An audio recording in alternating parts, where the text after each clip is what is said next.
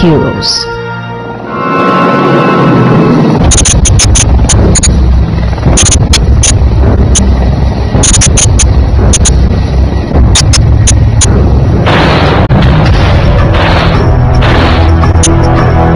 Hovering atop Nariman House, the crew identified its first hurdle.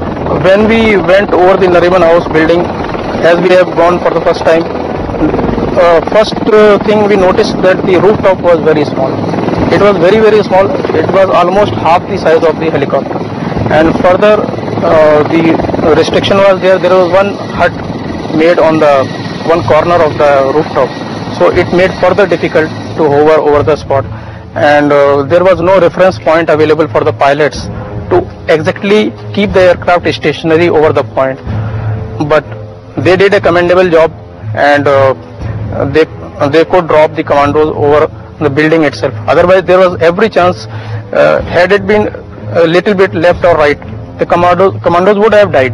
Many commandos would have died.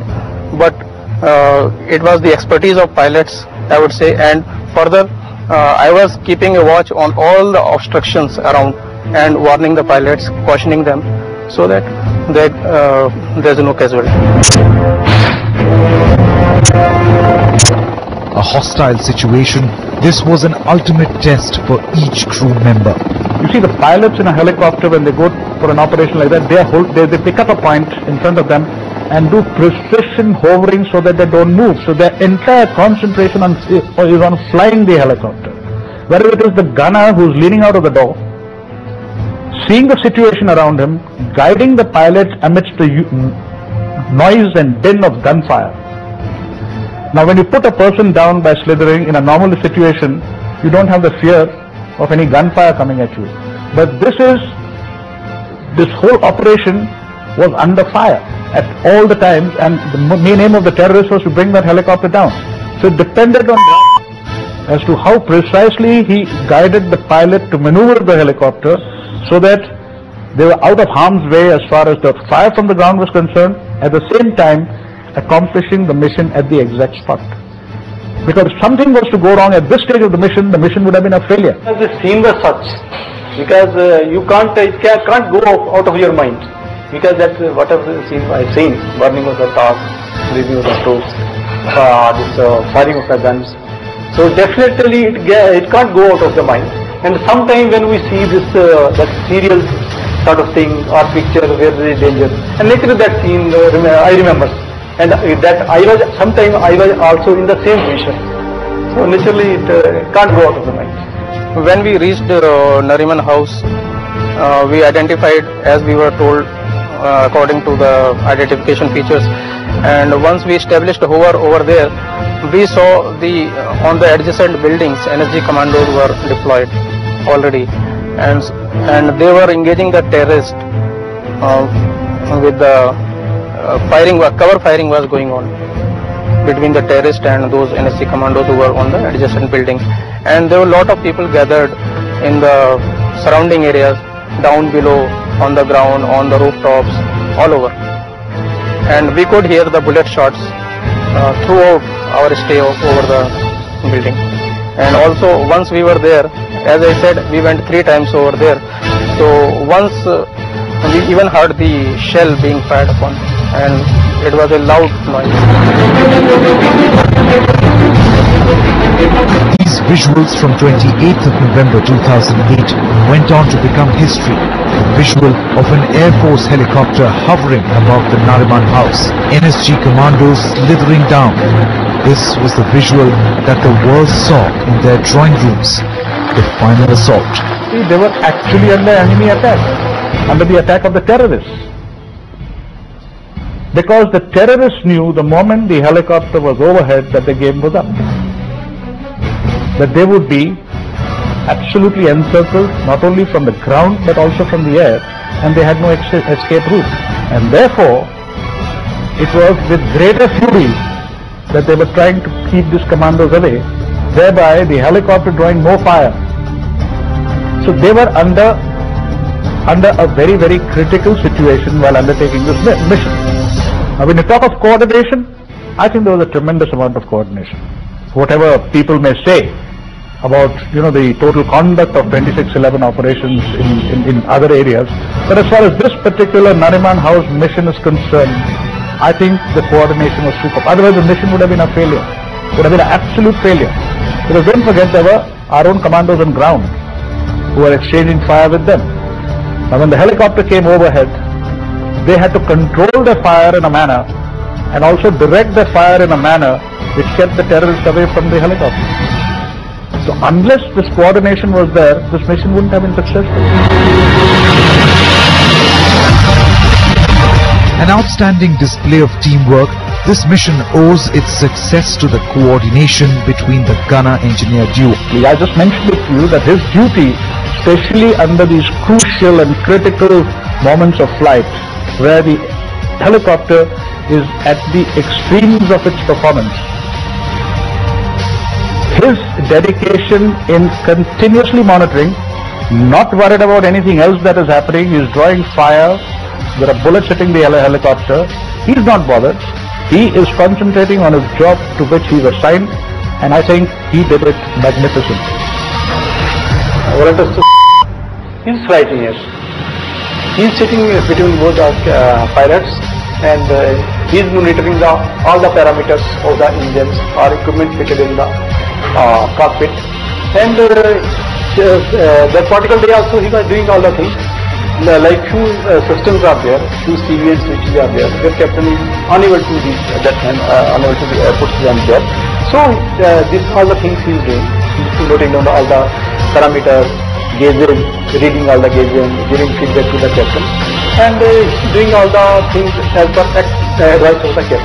That day also he was doing the same. But the situation like this, when the situation comes that firing is also going on. Normal flying, and that when already tension is there with somebody, enemy is there, he is firing. Then situation becomes little different than the normal. Same job is doing, he was doing same job, but that situation was firing was going on. Everybody gets little tension that we have to complete the mission in time with great confidence, and safely he has to come back. Warrant of has been with me, and he is a very senior and experienced flight gunner. So our understanding has been very good, and since we have flown so many sorties, and in this operation since we were together, and he carried out, he was completely in charge of slithering down the commandos. So at times it was essential to communicate between the pilots and the flight gunners. When he was too busy to communicate, then we did it, and I was the main link between the pilot and the flight gunner for better communication. I would say they lived up to more than that. They went well beyond the call of duty, and this was possible because of their training, of their dedication to service, dedication to the nation, and most importantly, the excellent crew resource management on board that helicopter, which eventually delivered the troops safely onto the ground, and therefore the success of the mission.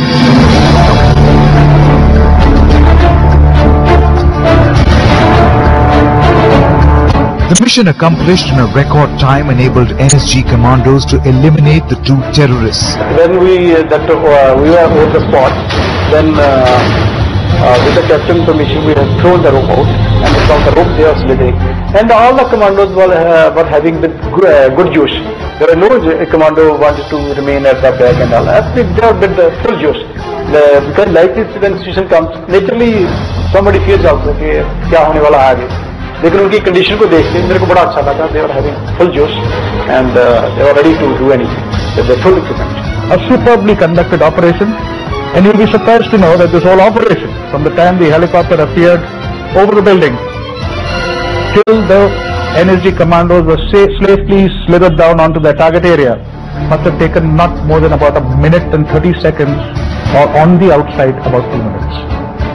Now within these 2 minutes, those 20-30 commandos who came down had to be firstly kept safe by the very keen eye of the flight gunner, who was out in the open and he could have eaten a bullet himself, which also shows an extraordinary amount of courage, grit and valor among the crew which was flying this aircraft.